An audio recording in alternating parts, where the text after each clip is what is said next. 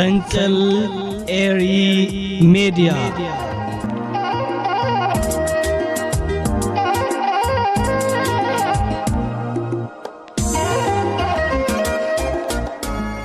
ሰላም ተኸታተልቲ መደባት ፈንቅል ኤሪ ሚዲያ ከመይተምሲዮ ንሎም ሰንበት ሸሞን ተለካቲት በካላይ ትዕስተ መደባት ቀሪበለኹ ንምከታልኩም ብኽብሪ ይዕደም ሰናይ ምከታል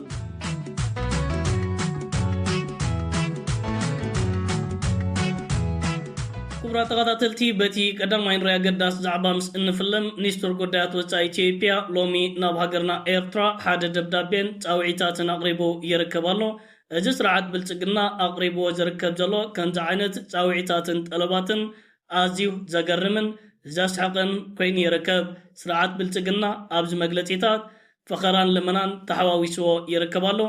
ገለ ካብቲ ስርዓት ብልጽግና ኣስፊርዎ ዝርከብ ዘሎ ነጥብታት ሓይልታት ምክልኻል ኤርትራ ሒዝዎ ዝርከብ ዘሎ ውሽጢ መሬት ኢትዮጵያ ለቂቑ ክወፅእ ዝብል ሓደ ካብቲ ነጥብታት ክኸውን እንከሎ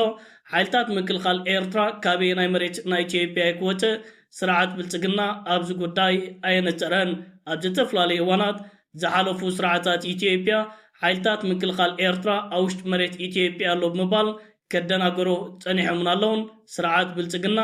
ናይ ባሓቅ ሓቅነት እንተዳሃልዎ ሓይልታት ምክልኻል ኤርትራ ሒዝዎ ዝበሎ መሬት ክጠቅስ ነይርዎ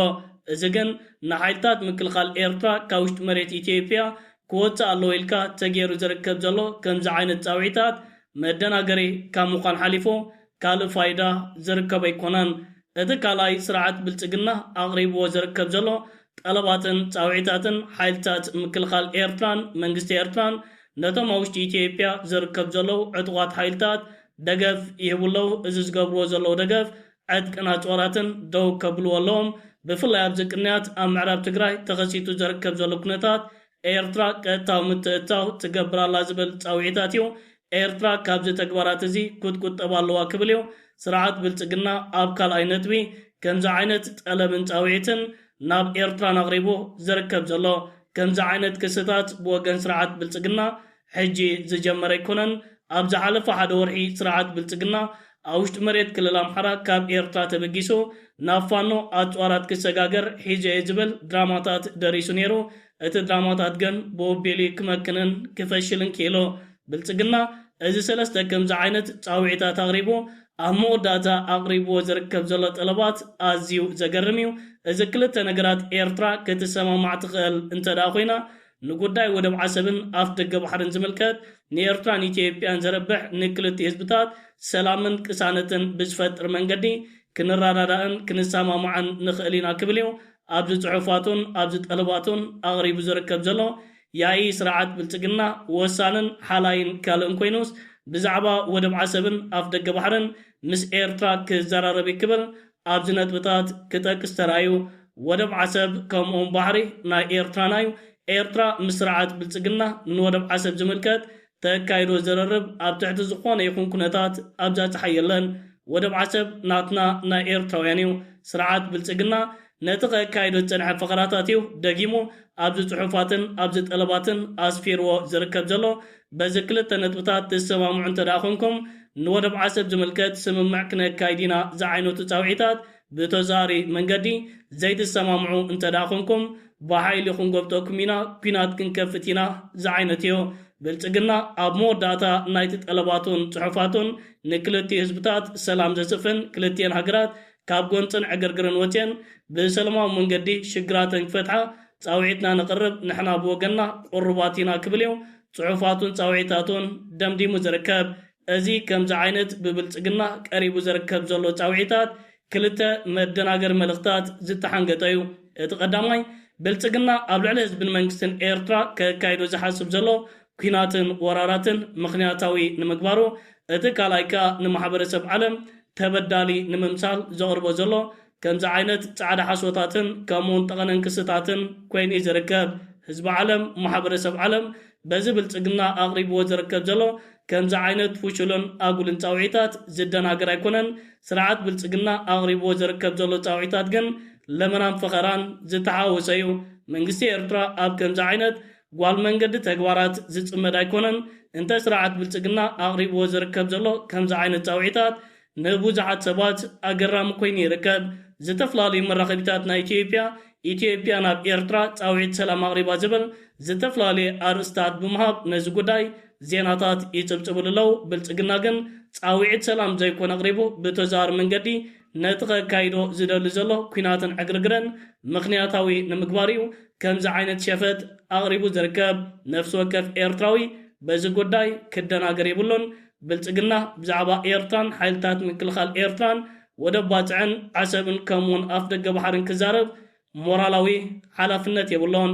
እቲ ባሕርና እቲ ወደብና ሓይልታት ምክልኻል ኤርትራ ኣብ ውሽጢ መሬቱን ላላውነትን እዩ ዝርከብ ዘሎ ካብ መሬቱን ላላውነቱን ነቕኒቑ ከውፅእ ዝኽእል ሓይሊ ከምዘየለ ሰበስልጣን ስርዓት ብልጽግናን ወተሃደራውያን ኣዘዝቶምን ልዕልና ጽቡቕ ገይሮም ፈልጥዎ እንተ ብክልል ትግራይን ምዕራብ ትግራይን ተኸሲቱ ዝርከብ ዘሎ ኣዋጣሪ ኩነታት ኣብ ክልላት ኣምሓራን ኦሮሞን ንብልጽግና ዘጋጥሞ ዘሎ ስዕረትን ውርደትን ዝመንቀል እዩ ንኤርትራ ምዞም ዕጡቓት ሓይልታት ኣታሒዝካ ቀሪቡ ዝርከብ ዘሎ ክስታት ፍሽኽ ከየብለና ኣይተረፈን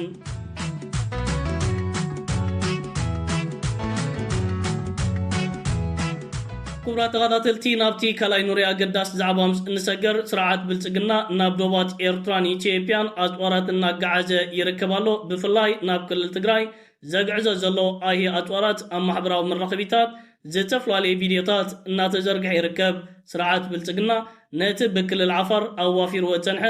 ኣፅዋራቱን ዓቕምሰቡን ናብ ምዕራብ ትግራይ ከምኡውን ናብ ክልል ትግራይ እናሰጋገረ እዩ ዝርከብ ዘሎ እዚ ብልጽግና ዘካይዶ ዘሎ ከምዚ ዓይነት ዕቡድ ምንቅስቃስ ናይ ኣፅዋራትን ሰራዊትን ናይ መወዳእታ ዕላሙ ንጹር እዩ ንሱኻ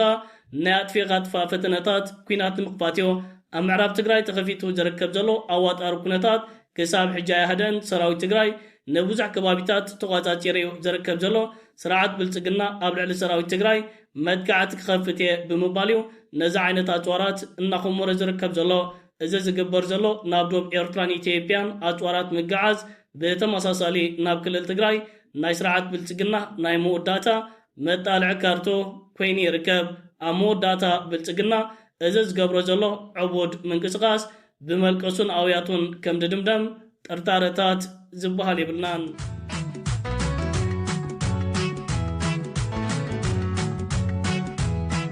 ክቡራት ተኸታተልቲ ናብ ሳልሳይ ናይ መወዳእታ ንሪኢ ዛዕባ ምስ እንሰገር ስርዓት ብልጽግና ቅድሚ ምስ ኤርትራን ክልል ትግራይን ኩናት ምኽፋቱ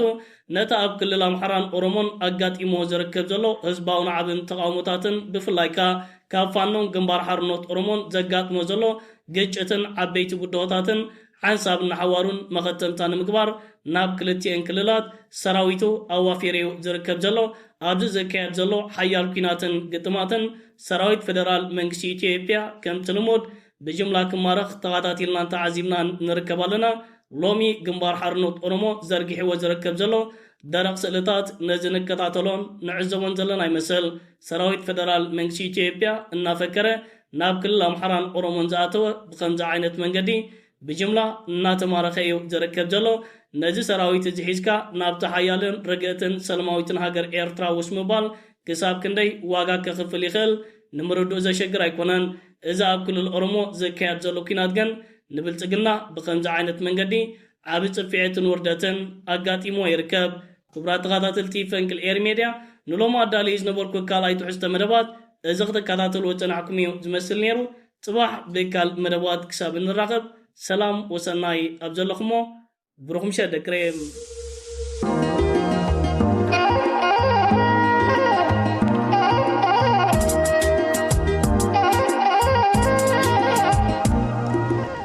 ፈንቅል ኤሪ ሜድያ